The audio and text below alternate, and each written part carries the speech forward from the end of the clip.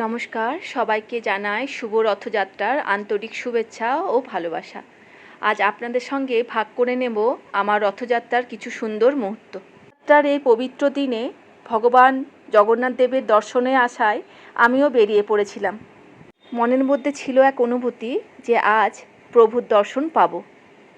মন্দিরে পৌঁছে দেখলাম চারিদিকে ভক্তদের অসংখ্য ভিড়। সবাই একসঙ্গে ভক্তি ভরে জয়ধ্বনি দিচ্ছিল, কীর্তনে মেতে উঠেছিল। অনেক কষ্টে ভিড়ের মধ্যে দিয়ে এগিয়ে গিয়ে ভগবান জগন্নাথ দেব, বলরাম ও সুভদ্রার দর্শন পেলাম। এই মুহূর্তটা সত্যি ভাষায় প্রকাশ করার মতন নয়। জয় জগন্নাথ, জয় জগন্নাথ, জয় জগন্নাথ। জগন্নাথ দেবের ভালোভাবে দর্শন করার পর আবারও ভিড় ঠেলে বেরিয়ে এলাম। এরপর বাইরে দাঁড়াবো রথ টানার জন্য। আর কিছুক্ষণের মধ্যেই প্রভুর রথ বের হবে।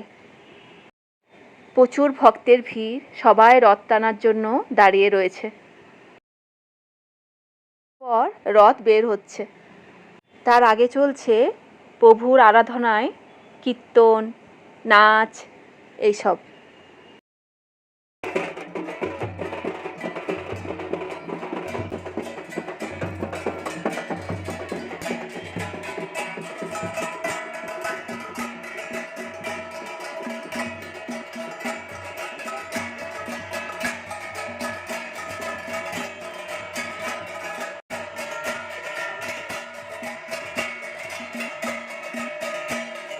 চারিদিকে অসংখ্য ভক্তের ভিড়, সবাই একসঙ্গে ভক্তি ভরে জয়ধ্বনি দিচ্ছে, কীর্তনে মেতে উঠেছে। আর তার সঙ্গে মনে হচ্ছে প্রকৃতিও মেতে উঠেছে, হালকা হালকা মেঘ করেছে। এমনিতেও আজকের দিনে প্রতি বছরই বৃষ্টি হয়। এরপর রথ এগিয়ে আসছে, আমরাও দড়ি ধরে টানছি। এই যে এত ভিড় ছিল যে বেশিক্ষণ রথটা আমি টানতে পারলাম না। ভগবানের আশীর্বাদে যতটুকু দড়িটা টানতে পেরেছি, এটা আমার পরম সৌভাগ্য। প্রভুর কাছে একটাই প্রার্থনা করি, সবাইকে জীবনে শান্তি, সুস্বাস্থ্য ও সুখ দাও। ধীরে ধীরে রথ এগিয়ে চলল, আর ভক্তদের জয়ধ্বনিতে চারিদিক মুখরিত হয়ে উঠল।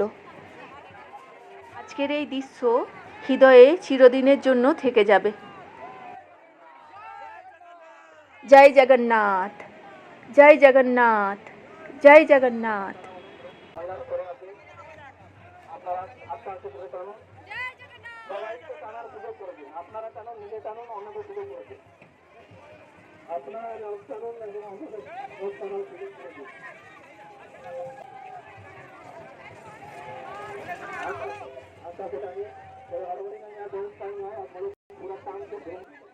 অগাধ ভক্তি আর সুন্দর কিছু স্মৃতি নিয়ে আবারও বাড়ির পথে রওনা হলাম।